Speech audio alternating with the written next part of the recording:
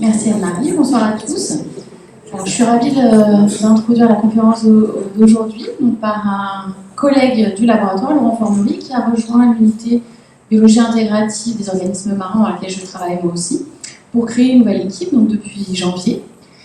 Et il s'intéresse à des questions assez proches à celles qui m'intéressent aussi, des questions d'évolution des mécanismes du développement et comment l'évolution de ces mécanismes développementaux a permis l'apparition d'organismes avec des formes aussi diverses que celles qu'on peut observer dans le monde animal aujourd'hui. Et moi, je vous ai parlé de tête au cours de la dernière conférence de muscles de la tête. Laurent, lui, va vous parler de la tête, mais chez un autre groupe d'animaux, chez les échinodermes. Vous pouvez voir les très belles images d'étoiles de mer. Donc voilà, je le laisse prendre la parole et vous parler de la tête des étoiles de mer. Merci Laurent. Merci, tu m'entendez bien? Plus près du micro. Non, micro plus près. Donc, bonsoir à tous, c'est un vrai plaisir d'être là pour ma première conférence à l'Observatoire. Et donc aujourd'hui, comme je viens d'arriver il y a 2 mois, je vais surtout vous parler de travaux que j'ai fait avant d'arriver, c'est-à-dire que j'ai fait pendant mon postdoc que j'ai fait aux États-Unis. Donc voilà, aujourd'hui je vais parler des échinodermes, qui sont un groupe d'animaux parmi lesquels on trouve notamment les étoiles de mer et les oursins. Mais avant d'en arriver là, je voudrais commencer un peu plus largement par faire un peu de pub pour l'Observatoire. Donc ici, vous avez un arbre phylogénétique, donc vous êtes peut-être familier avec cette façon de représenter les différentes espèces vivantes. Et donc ici, c'est un arbre phylogénétique qui représente toutes les classes d'animaux. Et donc en particulier, j'ai mis autour des exemples qui montrent vraiment la diversité morphologique qu'on trouve chez les animaux, donc qui est vraiment belle et fascinante. Et ce qui est assez choquant, c'est que, en fait, tout ce dont on connaît, pratiquement tout ce dont on connaît, en termes de nos connaissances sur le développement et le fonctionnement au niveau moléculaire des animaux, vient uniquement de quelques groupes en particulier que j'ai encadrés ici en jaune. Donc ça va être principalement la souris, le ver nématode, la mouche du vinaigre. Et en fait, ces quelques espèces, donc on appelle des espèces modèles, représentent vraiment une infime partie de la diversité des animaux. Donc vous voyez que elles sont essentiellement localisées ici, dans cette partie de l'arbre qui correspond aux vertébrés, alors qu'à l'inverse, il y a des branches entières, comme toute cette partie de l'arbre ici, pour lesquelles on a en fait très peu d'informations sur leur développement. Et comme la plupart de la diversité des animaux vit dans les océans, dans la mer, les stations marines sont vraiment des endroits exceptionnels pour pouvoir en fait travailler sur ces espèces non modèles et pouvoir explorer des mécanismes biologiques qui ont des propriétés et des caractéristiques biologiques qu'on ne peut pas étudier en fait chez les animaux modèles de laboratoire. Donc c'est vraiment des endroits qui sont très précieux pour justement enrichir et explorer nos cousins animaux. Donc aujourd'hui je vais vous parler d'un aspect particulier de l'évolution des animaux, qui est l'évolution des plans d'organisation. Donc ce que en fait, j'appelle par plan d'organisation, c'est vraiment les grandes caractéristiques anatomiques d'un animal. Donc si vous prenez par exemple un humain comme moi, on a une symétrie bilatérale, voilà, on a 4 membres, donc ça c'est un peu le plan d'organisation et la position des différents organes, etc., dans sa version la plus basique. Et ce qui est assez intéressant, c'est que si on regarde cet arbre des animaux, eh ben, l'énorme majorité des animaux ont ce qu'on appelle un plan d'organisation bilatéral. Alors, tous ces animaux avec un plan d'organisation bilatéral sont regroupés au sein des bilatériens, c'est bien fait. Et donc, en fait, ce qu'on appelle plan d'organisation bilatéral, ça veut dire que ce sont des animaux, donc par exemple, ici j'ai pris cet exemple d'une pieuvre Dumbo, pour lesquels on a un axe antéro-postérieur, donc entre la tête et la queue, un axe dorso-ventral, et l'intersection de ces 2 axes va définir un côté gauche et un côté droit. Donc ça c'est la façon dont s'organisent tous ces animaux. Et on pense que ce type d'organisation est apparu une fois au cours de l'évolution, ici, donc chez l'ancêtre commun de tous les animaux bilatériens. Et cette innovation évolutive a eu un succès énorme, en fait, qui a permis la diversification de tous ces animaux.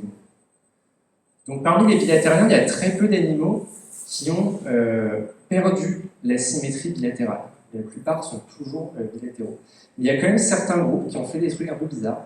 Et c'est de ce dont je voulais vous parler aujourd'hui. C'est en particulier le cas des échinodermes. donc qui sont représentés ici par l'étoile de mer. Et chez les échinodermes, on a une symétrie qui n'est pas une symétrie bilatérale, c'est une symétrie à 5 axes, on dit pentaradiée. Mais malgré tout, c'est des animaux qui sont des bilatériens. Hein. Ils partagent le même ancêtre commun que les autres animaux bilatériens. Donc ils ont évolué au-delà de la symétrie bilatérale. Donc alors, les échinodermes, il y a 5 classes. Donc il y a les étoiles de mer, les ophures, qui ressemblent beaucoup aux étoiles de mer, les oursins, les concombres de mer, et puis ce 5e groupe qui est un peu moins connu, donc les lys de mer, aussi avec les crinoïdes. Et donc c'est des animaux vraiment fascinants, ils ont beaucoup de caractéristiques qui les différencient des autres groupes d'animaux. En particulier, alors je ne sais pas si vous voyez très bien la vidéo ici, mais cette étoile de mer est en train de bouger. Et vous pouvez voir tout un tas de petits appendices. Alors, je vais la relancer. Voilà.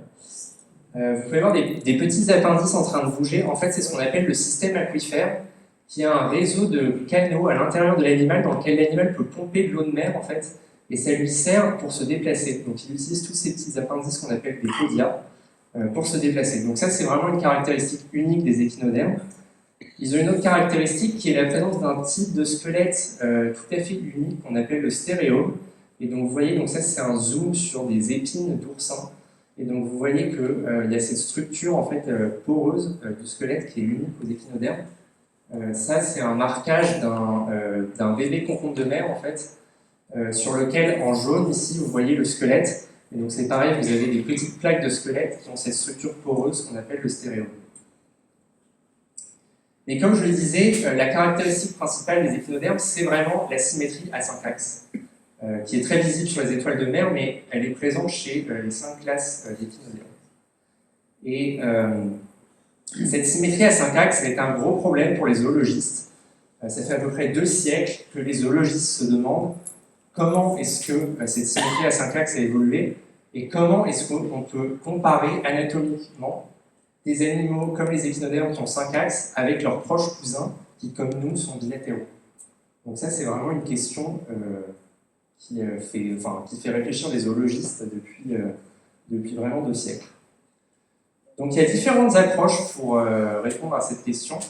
Alors, historiquement, les zoologistes et les paléontologues ont utilisé les fossiles pour essayer de comprendre comment les échinodermes ont évolué. Donc, comme je vous disais, les échinodermes ont un type de squelette spécial, le stéréome. Et donc, quand on trouve un fossile qui a ce type de squelette, on sait que c'est un échinoderme. Et donc ici, je vous ai présenté une série de fossiles qui ne ressemblent pas du tout aux échinodermes actuels. En fait, ils n'ont pas de symétrie pentaradiée. Donc, par exemple, ici, on a les... Alors, vous n'avez pas besoin de retenir les noms barbares, mais ici, on a par exemple des cténocystoïdes. Alors, ceux-là, ils sont bilatéraux. Et puis, on a des groupes d'animaux qui sont plus asymétriques, avec des organisations bizarres. Et puis, finalement, on arrive aux édriloastéroïdes, qui sont les plus anciens échinodermes pentaradiés qu'on connaisse.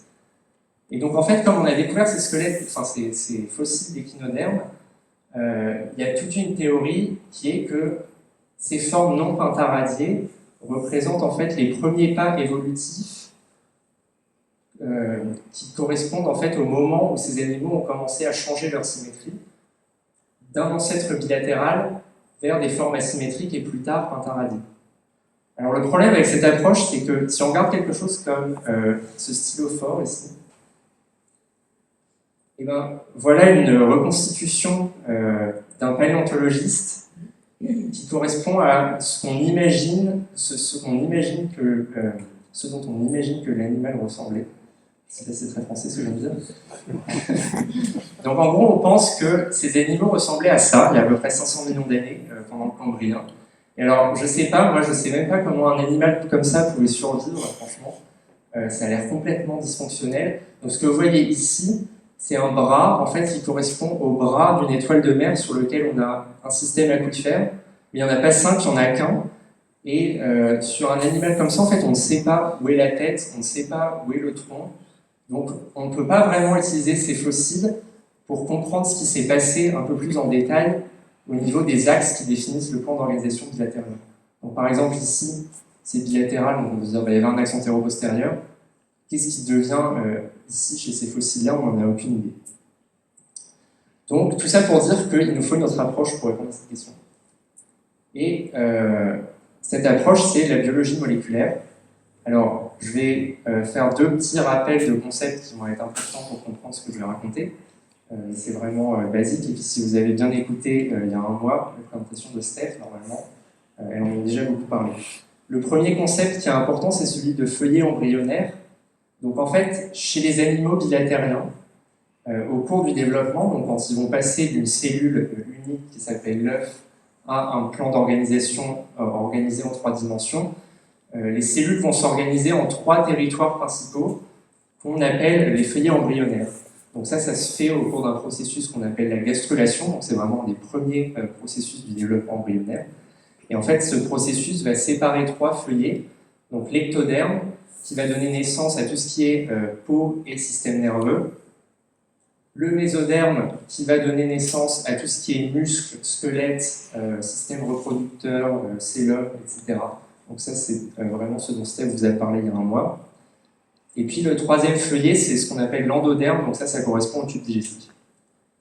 Et donc la façon dont ces cellules vont se différencier, et c'est vrai pour les feuillets embryonnaires, mais c'est vrai de façon générale, c'est le 2e concept que je voulais introduire, c'est celui d'expression génétique. En fait, ce qui va différencier des cellules qui vont acquérir une identité différente au cours du développement, donc toutes ces cellules, c'est le même organisme, hein, donc elles ont le même génome, elles ont l'ADN identique. Par contre, elles vont exprimer des gènes différents à partir de ce génome. Et en fait, c'est la combinaison des gènes qui sont exprimés par telle ou telle cellule qui va définir quel type cellulaire on a. Et en particulier, dans le cas de cet exemple-là, c'est la combinaison des gènes qui sont exprimés par telle ou telle cellule qui va définir quel feuillet embryonnaire, à quel feuillet embryonnaire elles appartiennent. Et alors, il y a des gènes qui sont vraiment particulièrement intéressant dans ce contexte, c'est ce qu'on appelle les facteurs de transcription. C'est vraiment les gènes qui vont en fait guider quelle partie du génome va être transcrite en fait dans chaque cellule. Donc la combinaison de facteurs de transcription dans une cellule est vraiment, de façon assez approximative, mais on peut simplifier comme ça, c'est vraiment ce qui va définir le type d'une cellule. Alors en particulier, il y a des facteurs de transcription qu'on aime beaucoup, les biologies de développement, qu'on appelle les gènes OX. Je ne sais pas, vous en avez peut-être déjà entendu parler. Les gènes OX, c'est un groupe de gènes qui sont impliqués dans la régionalisation de l'axe antéro-postérieur. Alors, ils ont été mis en évidence chez la drosophile, dans les années 70. Et donc, on s'est aperçu que, en fait, ces différents gènes OX, selon la région le long de l'axe antéro-postérieur où ils sont exprimés, vont en fait définir vont définir le type cellulaire à cet endroit-là, mais ça va aussi définir quelle partie de l'organisme on va construire à un endroit donné le long de l'axe antéro-postérieur. Donc par exemple, il y a des gènes OX qui vont indiquer que dans cette région de l'embryon drosophile, c'est ici qu'on va faire des ailes par exemple. Et donc de cette façon, on peut expérimentalement manipuler ces gènes en fait et altérer l'identité des cellules le long de l'axe antéro-postérieur pour changer l'identité des territoires le long de cet axe. Donc ça, c'est une expérience très classique qui a été récompensée par un prix Nobel d'ailleurs, pour lequel, en fait, en modifiant le gène UBX, on va permettre à la drosophile de changer son identité le long de l'axe antéro-postérieur et de faire des paires d'ailes supplémentaires. Alors là où ça devient vraiment très intéressant, c'est que même si la drosophile, c'est un animal qui est... Voilà.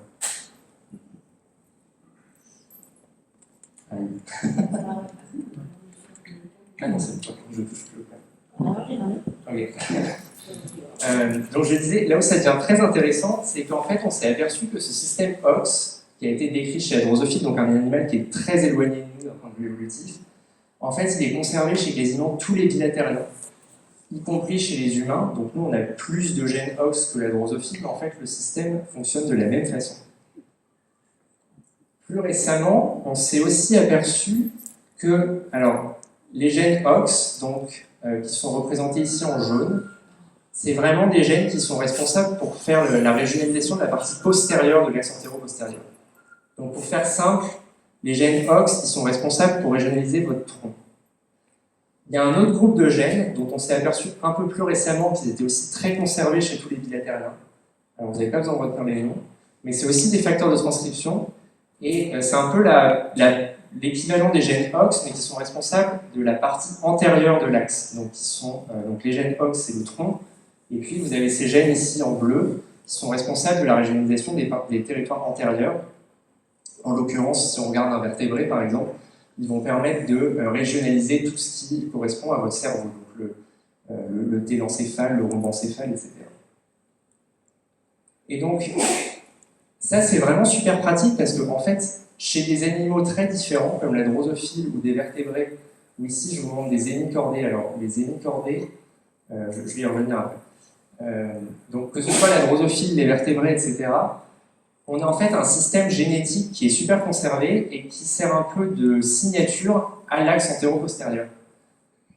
Donc, ce que se sont dit les chercheurs quand ils ont découvert la conservation de ce système, c'est est-ce qu'on ne pourrait pas regarder ce système chez un échinoderme, donc il y a une symétrie pentaradiée dont a priori on ne connaît pas la relation avec la symétrie bilatérale, et est-ce qu'en regardant ce que font ces gènes chez un échinoderme, on ne va pas pouvoir trouver une espèce de signature moléculaire de l'axe antéro-postérieur et donc de la symétrie bilatérale, mais qui évolutivement a disparu en fait, masquée par la morphologie un peu bizarre de ces animaux. Voilà, donc c'est ce que j'ai écrit ici. Est-ce qu'on peut utiliser cette anatomie moléculaire pour comprendre un peu comment le plan d'organisation des échinodermes évolue? Alors, c'est pas du tout une idée nouvelle. En fait, dès qu'on s'est aperçu qu'il y avait cette conservation moléculaire entre les animaux bilatériens, les chercheurs ont fait plusieurs hypothèses pour expliquer ce qu'on devrait trouver chez les échinodermes. Donc, je les ai représentées ici. Par exemple, il y a une hypothèse, c'est que si on prend une étoile de mer, en fait, il y a un des bras qui devrait exprimer des gènes antérieurs, et puis le reste du corps devrait exprimer des gènes plus postérieurs. Donc je ne sais pas si vous aimez bien Bob l'éponge, moi j'aime beaucoup, mais en gros ça correspond à Patrick, puisqu'il y a un bras, c'est l'étoile de mer qui est la tête, et le reste c'est le corps. Alors une autre hypothèse, c'est ce qu'on appelle la circularisation. En fait, pour faire une étoile de mer à partir de quelque chose qui ressemblerait plus à un vertébré, il faudrait enrouler le corps comme ça et le fermer. Et du coup, chacun des 5 rayons de l'étoile de mer correspondrait à une partie de notre axe antéro-postérieur, donc thoracique, lombaire, etc. Alors ça, c'est intéressant d'un point de vue conceptuel, mais en fait, on sait déjà que si on regarde au niveau moléculaire, les 5 bras de l'étoile de mer sont complètement identiques les uns aux autres. Donc malheureusement, ces hypothèses-là, elles sont pas vraiment, elles sont plus trop discutées. Et ce qui reste un peu discuté aujourd'hui, c'est les deux autres. Donc il y a l'hypothèse de duplication, c'est que pour faire une étoile de mer, en gros, vous prenez un animal bilatéral et vous multipliez l'axe au cours de l'évolution 5 fois pour obtenir un schéma un peu comme ça, où en fait vous avez 5 axes antéro-postérieurs qui sont joints au niveau de la partie antérieure ici, qui correspond à la bouche de l'animal. Et l'autre hypothèse qui est encore discutée, c'est ce qu'on appelle le staking. Et en fait, dans ce cas-là, si vous regardez une étoile de mer, on ne sait pas trop ce que sont les 5 bras, mais l'idée c'est que l'axe antéro-postérieur est toujours présent, mais localisé le long de l'axe oral-aboral de l'étoile de mer, c'est-à-dire entre la bouche de l'étoile de mer et l'anus qui se trouve de l'autre côté. Vous avez la bouche sur la face orale, l'anus sur la face aborale, et ça correspondrait à l'axe ancestral de la symétrie bilatérale. Donc, moi, ce que j'ai voulu faire pendant mon postdoc que j'ai fait aux États-Unis, c'est un peu de reprendre ces. En fait, c'est des hypothèses qui sont assez anciennes. Hein. Le truc, c'est qu'on a eu les outils vraiment pour regarder en détail ce qui se passe chez les échinodermes assez récemment. Et donc, pendant mon postdoc, on a vraiment utilisé ces nouveaux outils moléculaires pour essayer de tester de façon un peu plus rigoureuse ces différentes hypothèses. Donc pour ça, on a pris une espèce d'étoile de mer qu'on appelle Patiria, que vous voyez ici. Donc ça, c'est la face aborale, ça, c'est la face orale avec la bouche au milieu. Et donc la première étape, puisque le but, c'était de regarder l'expression de ces gènes de régionalisation antéro-postérieure chez cet animal, la première étape, c'était un peu de regarder un peu l'anatomie de ces bestioles-là, qui sont quand même assez bizarres. Pour ça, on a fait un CT scan, donc ça, c'est comme quand on va à l'hôpital. Voilà, on fait un CT scan et on peut reconstruire en 3D la morphologie de ces animaux. Donc vous allez voir des sections à travers ce modèle dans quelques secondes, mais juste, vous voyez qu'on peut voir ici donc, le tube digestif en jaune, le système aquifère en violet, le squelette en gris, les muscles en rouge, et puis le système nerveux en bleu. Et donc, ce qu'on a fait, une fois qu'on avait une meilleure idée de l'organisation des animaux, c'est qu'on a pris une étoile de mer, donc une petite étoile de mer, qui fait à peu près 1 cm, et on a coupé les bras comme des parts de pizza, comme ça. Donc on a coupé 3 bras. Et en fait, sur chacun des bras, on a fait une série de sections. Donc la première série de sections, on l'a faite le long de l'axe oral-laboral de l'animal, donc du côté de la bouche vers le côté de l'anus. Le deuxième bras, on l'a coupé de gauche à droite, donc c'est ce qu'on appelle l'axe médiolatéral. Et le troisième bras, on a fait des sections depuis l'extrémité jusqu'au centre de l'animal, donc c'est ce qu'on appelle l'axe proximo-distal. Et une fois on s'est retrouvé avec 3 séries de sections qui correspondent en fait à 3 axes le long du bras de l'étoile de mer. Et donc ce qu'on a fait ensuite, c'est qu'on a pris toutes ces sections, donc que vous voyez ici, et on a fait du séquençage ARN, ce qui nous donne quelque chose comme ça. Alors c'est un peu obscur de prime abord, mais en fait c'est assez simple. En fait ici en ordonnée, vous avez tous les gènes qu'on trouve dans le génome de l'étoile de mer, donc à peu près 25 000 gènes. Et puis ici en abscisse, vous avez en fait les différentes sections le long des 3 axes, donc proximo-distal, oral-laboral et médiolatéral. Et donc pour chaque gène, en fait, ça va vous dire si les gènes sont faiblement exprimés en bleu ou fortement exprimés en rouge. Donc je ne vais pas rentrer dans les détails de cet énorme jeu de données, mais en fait ce qui est super avec ça, c'est qu'on peut l'utiliser pour tester les hypothèses dont je viens de vous parler. Donc par exemple, si vous prenez l'exemple de l'hypothèse de duplication, dans ce cas-là, on s'attend à ce que les gènes de régionalisation antéro-postérieure soient exprimés en séquence depuis le centre de l'animal vers l'extrémité des bras, donc le long de l'axe proximo-distal. Donc on peut regarder si on a une corrélation entre ce système de régionalisation génétique et la position où ces gènes sont exprimés le long de notre jeu de données pour l'axe proximo-distal. Et donc on peut calculer cette corrélation. On peut faire la même chose dans le cas de l'hypothèse de stacking. Dans ce cas-là, on s'attend non pas à ce que les gènes de régionalisation antéro-postérieure soient exprimés le long de l'axe proximo-distal des bras, mais le long de l'axe oral-laboral de l'animal. Donc pareil, on peut calculer la corrélation, c'est à peu près la même que pour la première hypothèse. Et vu qu'on a aussi fait des coupes de gauche à droite, on s'est dit on va aussi regarder si c'est une corrélation. Et là, surprise, en fait, on a une corrélation qui était bien plus forte. Et c'est un problème parce que ça ne correspondait pas à aucune hypothèse, en fait.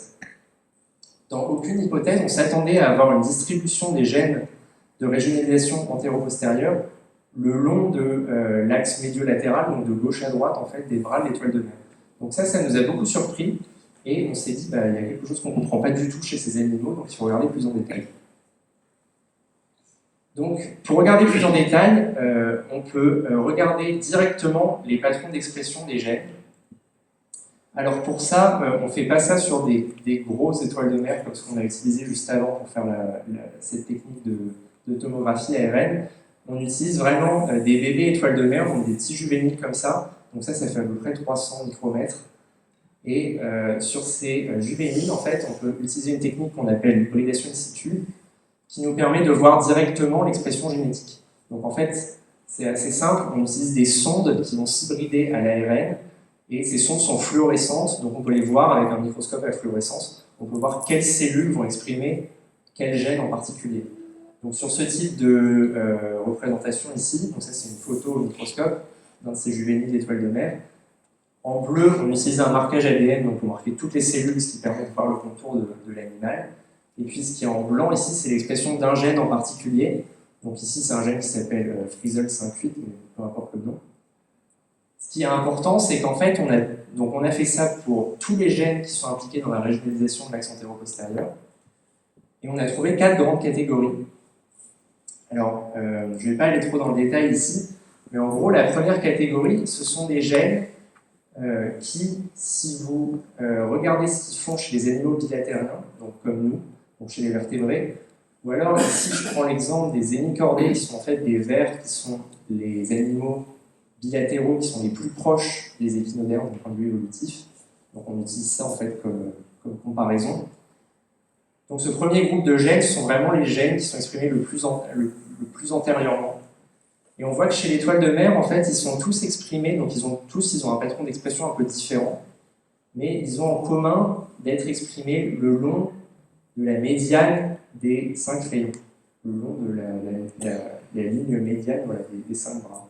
Et en fait, ça correspond à la position du système nerveux. On a une deuxième classe de gènes qui, chez les vertébrés, est un peu plus postérieure. C'est des gènes qui sont typiquement impliqués dans le développement du cerveau moyen chez les vertébrés. Et quand on les regarde en fait, chez l'étoile de mer, eh ben, ils sont surtout exprimés en fait, un peu de chaque côté des gènes de la première catégorie, dans ces régions-là qui sont en fait les podia dont je vous parlais au début, qui sont ces organes qui sont utilisés par l'étoile de mer pour se déplacer. On a un troisième groupe de gènes qui, chez les vertébrés, sont plus postérieurs encore. Typiquement, chez les vertébrés, ce sont des gènes qui sont impliqués dans la formation de la frontière entre la tête et le tronc. Donc typiquement, si vous regardez un vertébré ou un hémicordé, ici c'est à peu près pareil, c'est des gènes qui vont être impliqués dans la formation de la région qui correspond à la jonction entre votre cerveau et votre moelle épinière, donc la région, la frontière entre la tête et le tronc. Si on regarde où ils sont chez l'étoile de mer, eh ben, ils sont en fait autour des régions où on a trouvé les gènes des deux premières catégories. Donc c'est plus clair par exemple si vous regardez celui-là en particulier, où vraiment on voit qu'on a cette expression autour de ces territoires où on va trouver les podia et le système nerveux. Et puis on a les gènes OX. Comme je vous le disais, les gènes OX ils sont responsables pour le patterning postérieur, donc du tronc. Et donc en fait, chez les échinodermes, chez l'étoile de mer, ces gènes ne sont pas exprimés dans l'ectoderme. Tous les autres sont exprimés dans l'ectoderme, mais eux sont exprimés dans d'autres feuillets embryonnaires. Et donc, pour ce qu'on considère ici, qui est vraiment la régionalisation de l'ectoderme, en fait, on pense que ces gènes-là, ils sont impliqués dans d'autres processus, mais pas dans le processus de régionalisation. Donc, qu'est-ce qu'on peut conclure de tout ça? Donc, on avait nos 4 hypothèses. On voit que, apparemment, ce qu'on a chez l'étoile de mer, ça ne correspond pas vraiment à aucune de ces hypothèses. À la place, on a quelque chose qui ressemble à ça. On a baptisé avec un nom un peu barbare, le modèle ambulacral anterior. Et donc, dans ce modèle, en fait, si on prend une étoile de mer, la région la plus antérieure, qui correspond à votre tête, c'est la région qui est le long de la médiane des bras. Et puis, plus on s'éloigne de la médiane, soit en allant vers la gauche, soit en allant vers la droite, plus on va vers un territoire qui a une identité postérieure. Mais on ne va jamais avoir un territoire qui a une identité plus postérieure que la bordure tête-tronc d'un vertébré. Donc en fait, quand on arrive ici au niveau du domaine en vert, au-delà, il n'y a plus d'expression antéro-postérieure. Et donc, il semble que d'un point de vue de la régionalisation, ces animaux n'ont pas de tronc. Ils ont juste des territoires antérieurs. Ils n'ont que des territoires qui correspondent à la tête. Donc, si on regarde le patterning, la régionalisation de l'ectoderme, les échinodermes, en fait, ce sont des animaux qui sont juste des têtes. Ils n'ont pas de tronc. Donc ça, c'est quand même assez surprenant. Alors, donc conceptuellement, je vais juste réexpliquer peut-être différemment. Si vous avez un vertébré comme moi et que vous voulez comparer ça à une étoile de mer, donc déjà il faut couper la tête et jeter le tronc à la poubelle. La tête, vous en faites un pancake, une crêpe, vous l'écrasez. Et ensuite vous prenez 5 crochets et vous tirez en fait le long de ce territoire antérieur pour faire 5 bras. Donc c'est un peu comme ça qu'on compare une étoile de mer à un vertébré. Par contre, bien sûr, c'est pas ça qui s'est produit au cours de l'évolution. C'est une version très imaginée. Donc la première question qu'on avait après cette analyse, c'était alors est-ce qu'on a trouvé quelque chose de très bizarre spécifique des étoiles de mer, ou est-ce qu'on peut appliquer ça aux autres échinodermes? Alors je ne vais pas vous montrer toutes les données, mais en gros, on a aussi regardé chez les ophures, on a trouvé à peu près la même chose. Et puis en parallèle, il y a d'autres groupes qui ont regardé chez les oursins et les lises de mer, et il semble qu'effectivement, cette régionalisation en fait, du plan d'organisation des échinodermes est vraiment une caractéristique de l'ensemble du groupe, donc qui est probablement apparu en même temps que la symétrie pentaradienne. Alors les concombres de mer, on n'a pas de données pour l'instant, mais ils sont un peu bizarres, donc je pense. Donc je voudrais juste prendre 2 secondes pour réfléchir un peu à qu'est-ce que ça veut dire d'avoir un animal qui n'a pas de tronc et qui a juste une tête. Donc ici, vous voyez l'expression d'un gène qu'on appelle ELAV, qui est vraiment un gène qui est exprimé dans tous les neurones. Donc c'est vraiment très pratique si vous voulez regarder où est votre système nerveux, vous regardez ELAV, et puis, en gros, vous avez le système nerveux qui apparaît. Si on regarde en même temps que ELAV, un autre gène qui a un gène antérieur, donc en l'occurrence, il s'appelle NKX2.1, et il est vraiment impliqué dans la formation du cerveau chez les vertébrés, et ben on voit qu'en fait, ces 2 gènes, que ce soit chez l'étoile de mer ou chez l'ophur, ils sont exprimés au même endroit. Donc tout le système nerveux de ces animaux est antérieur. Donc tout le système nerveux a l'identité moléculaire d'un cerveau. Donc les échinodermes ne sont pas juste des têtes, ils sont aussi, d'un point de vue du système nerveux, juste des gros cerveaux qui sont en train de ramper au fond d'eux.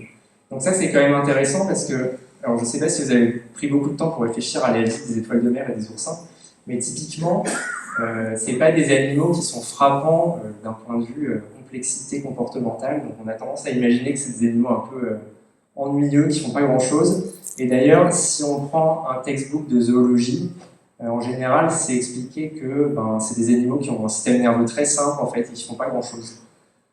En fait, on est en train de changer complètement cette perspective. Non seulement ils ont un système nerveux très complexe qui partage la même identité moléculaire avec notre cerveau à nous, mais aussi, en fait, on a tendance à regarder ça avec un biais qui est notre biais de vertébrés, on va dire. Nous, on a une façon d'interagir avec notre environnement qui est assez dynamique, mais il y a beaucoup d'animaux, en particulier des animaux marins, donc, qui ont des modes de vie un peu plus passifs, où par exemple, ils vont filtrer l'eau, ou alors ils se déplacent un peu lentement, donc c'est le cas des étoiles de mer, ça ne bouge pas très vite.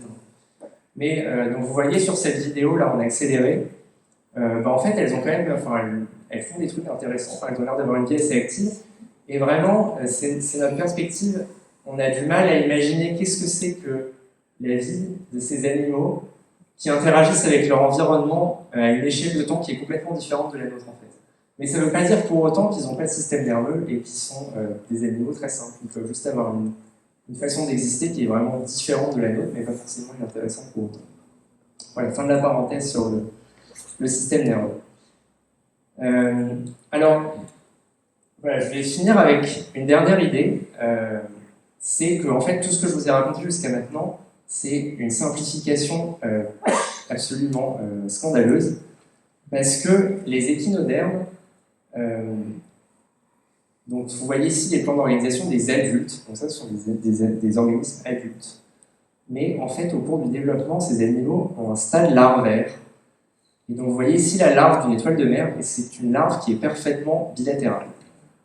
Et donc c'est le cas pour tous les échinodermes. Donc les larves sont un peu différentes. Ici, vous avez la larve d'oursin en forme de tour Eiffel, mais toutes ces larves sont parfaitement bilatérales.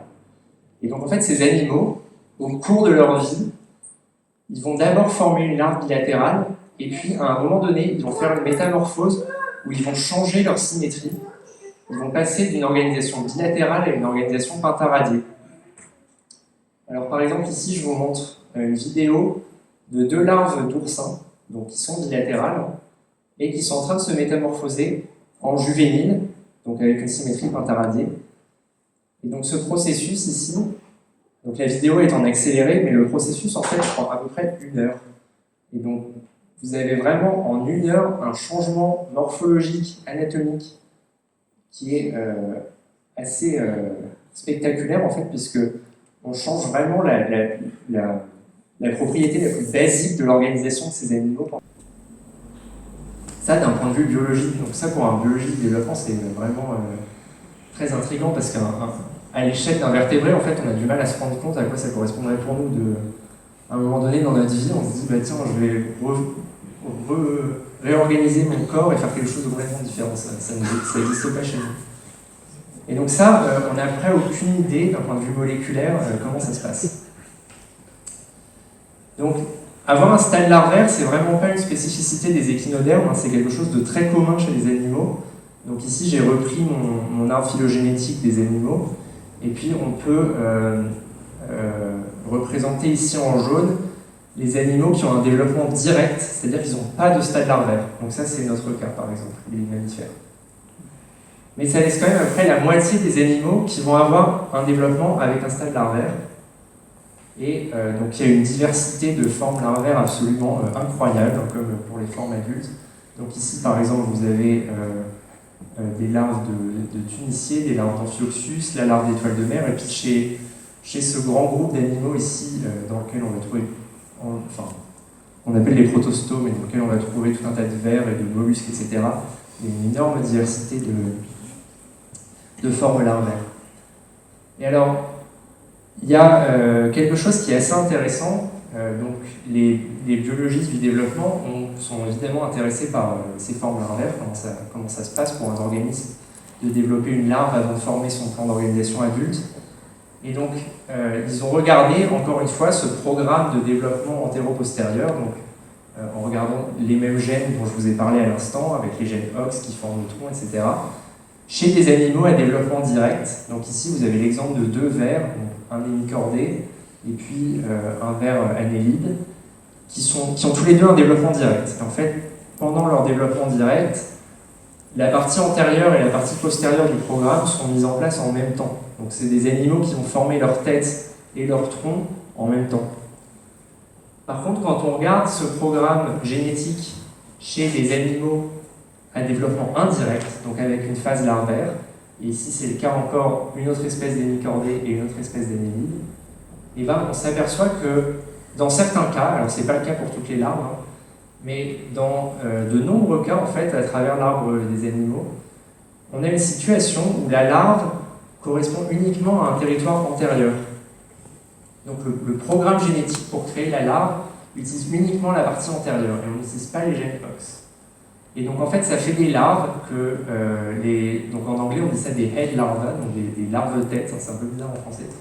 Mais en gros ce sont des larves qui sont uniquement antérieures et puis au moment de la métamorphose en fait elles vont activer la partie postérieure de ce mécanisme génétique, elles vont activer les gènes OX et on va allonger le tronc en fait pour former un adulte.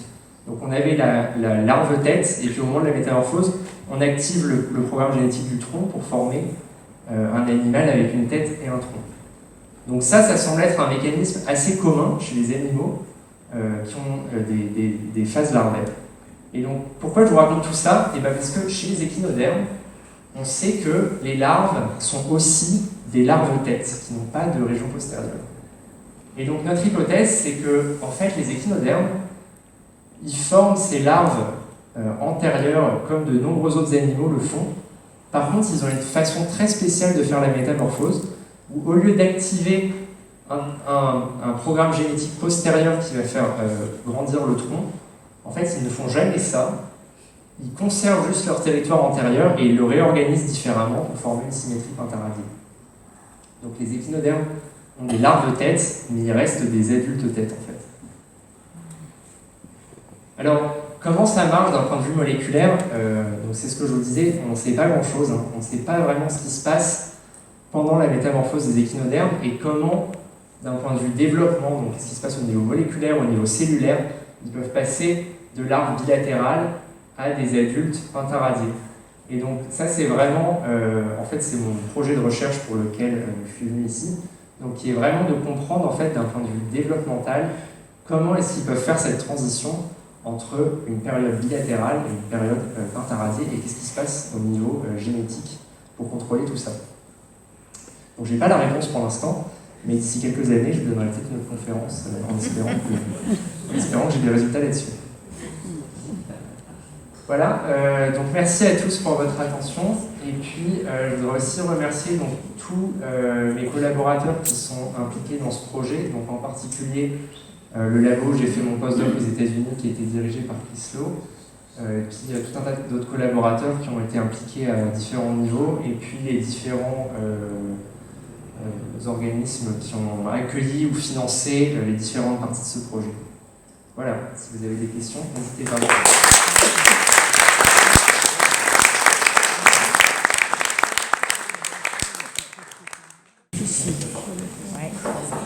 Question?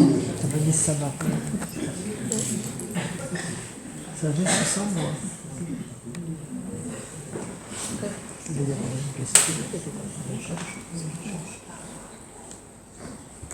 Merci. Est-ce que la réduction nerveuse larvaire des larves d'échinodermes ne préfigure pas le neurone avec ses dendrites et qui seraient des tentacules? Alors, je pense pas. Alors, les échinodermes sont vraiment très intéressants parce que donc ils ont un système nerveux larvaire en fait qui va disparaître pendant la métamorphose et qui est remplacé par un nouveau système nerveux adulte qui est différent.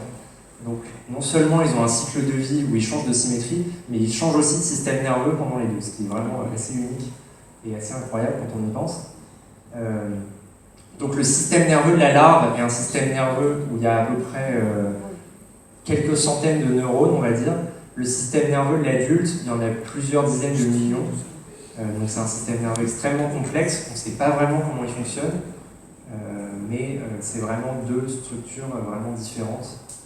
Et on a des données, par exemple, chez Concombre de mer, là, que je ne vous ai pas montré, où on voit bien que le système nerveux larvaire, en fait, disparaît pendant la métamorphose, et puis pour fabriquer le système nerveux adulte, on va utiliser d'autres tissus larvaires qui vont être reprogrammés, en fait, pour donner naissance au système nerveux adulte.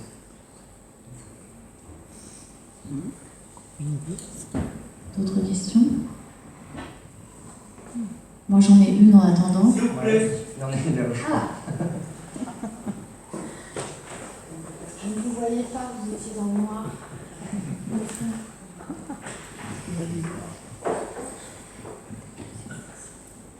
Je voudrais avoir un peu de lumière, est-ce que c'est possible?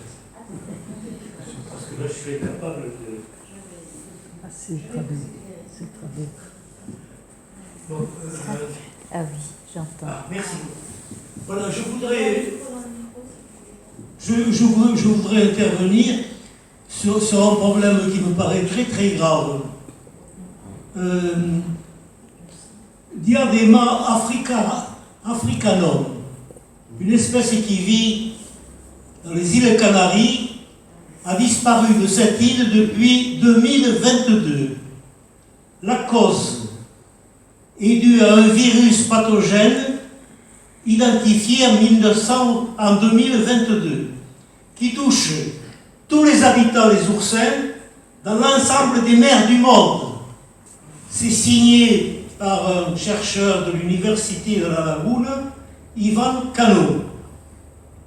Est-ce que vous êtes au courant de ce problème? Alors, pas de celui-là spécifiquement, mais c'est vrai que les échinodermes, comme tous les autres animaux, peuvent être victimes d'épidémies. Alors, en ce qui me concerne, par exemple, en Californie, comme c'est là-bas que j'ai travaillé pour ce projet, il y a eu ce qu'on a appelé la Sea Star Wasting Disease, donc en français ça ferait la maladie de dégénérescence des étoiles de mer, qui a touché toutes les populations d'étoiles de mer le long de la côte ouest des États-Unis et qui les a quasiment éradiquées en fait dans les années 2010. Donc aujourd'hui, celles qui ont survécu commencent à recoloniser la zone, mais effectivement, les échinodermes ne sont pas immunisés aux épidémies, et donc il y a plusieurs cas comme ça. C'est vrai que moi j'avais entendu parler d'une maladie des oursins dans les Caraïbes, alors je n'étais pas au courant de celle-là en particulier, mais oui, c'est un vrai problème. Et il y a le système immunitaire des échinodermes, on ne comprend pas très bien comment ça marche, et puis il n'y a pas beaucoup de gens qui bossent dessus, mais c'est vrai que c'est des animaux qui sont très importants pour leur écosystème. Et donc, par exemple, en Californie, à cause de la maladie des étoiles de mer, les étoiles de mer ont disparu. S'il n'y a plus d'étoiles de mer, en fait, il n'y a plus de prédation sur les oursins. Donc les oursins se multiplient. Si les oursins se multiplient, ils mangent toutes les forêts de kelp. Et donc si vous enlevez les forêts de kelp, vous perdez l'habitat, un habitat super riche et super biodivers. Et donc c'est un gros problème pour les écosystèmes marins en Californie, c'est d'avoir perdu des étoiles de mer. En fait. Donc oui, c'est problème très important. Je ne sais pas qui bosse là-dessus en vrai. Oui, nous, on n'est pas du tout spécialiste dans notre laboratoire de ces questions-là, même si on est préoccupé évidemment par ces questions. Ce n'est pas notre spécialité en termes de recherche. Est-ce qu'il y a d'autres questions? Non, je pose la mienne alors. Donc, tu parles de larves-tête, mais chez les acidies, par exemple, c'est plutôt le contraire qui se passe. Pour la métamorphose, c'est la queue qui disparaît. Donc, est-ce que vraiment cette proposition de larve-tête, c'est quelque chose qui est spécifique finalement à certains groupes, ou est-ce qu'on peut vraiment généraliser? Alors, c'est vraiment spécifique de certains groupes. Alors, effectivement, donc, tout ce qui est cordé et vertébré, c'est très différent. Donc, par exemple, si on prend une grenouille ou un tunicier, ils ont des larves, donc un tétard en l'occurrence. Et donc, ces tétards, en fait, ils forment leur axe antéro-postérieur au cours de l'embryogenèse, comme ce que je vous ai présenté là pour les animaux à développement direct. Et ensuite, c'est d'autres types de mécanismes qui sont impliqués dans la métamorphose. En fait, on a un problème de vocabulaire, c'est que le mot larve n'est pas très précis, il désigne un peu tout et n'importe quoi, y compris des stades de développement qui sont d'un point de vue évolutif complètement, pas du tout apparentés les uns aux autres. Et donc il y a différents types de larves qui sont apparus à différents stades de l'évolution et qui utilisent des mécanismes en fait pour faire une métamorphose qui sont différents. Et donc le concept de larve-tête s'applique à certains groupes d'animaux, et en particulier, alors là ça devient assez technique, mais il y a ce qu'on appelle les larves primaires en fait, qui sont les larves qui utilisent des cils pour nager, et qu'on trouve chez les échinodermes, mais aussi chez tout un tas d'autres groupes de vers, de mollusques, etc. Et donc, il est possible, encore que ce ne soit pas sûr, qu'on puisse généraliser ce concept aux larves dites primaires, mais clairement, ce n'est pas le cas des larves qu'on trouve chez les vertébrés ou chez les insectes aussi. Par exemple, si on pense à un papillon, la chenille est une larve, mais d'un point de vue évolutif, c'est un processus qui est complètement différent de ce que je vous ai raconté aujourd'hui. Donc, larve, c'est assez compliqué parce que ça veut dire un peu tout et n'importe quoi.